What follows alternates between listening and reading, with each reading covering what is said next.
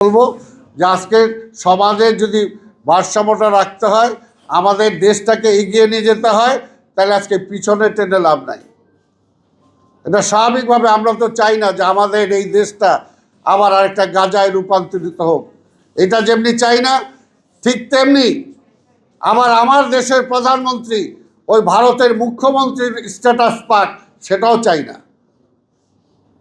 পরিষ্কার কথা, আমাদের দেশ স্বাধীন দেশ, আমরা স্বাধীনভাবে বাঁচতে চাই। আর বিশ্বাস করি যে আমরা যদি ঠিক মতো চলতে পারি, ঐক্যবদ্ধভাবে চলতে পারি, বাংলাদেশ কারো মুখাপেক্ষী হওয়া দরকার নাই, কারো মুখাপেক্ষী হইতে পারে না।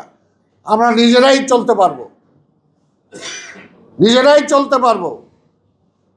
এই কারণে আমাদের সোচ্চার কথাটা আজকে জনগণ কি চায়, জনগণের কাছে যাইতে হবে।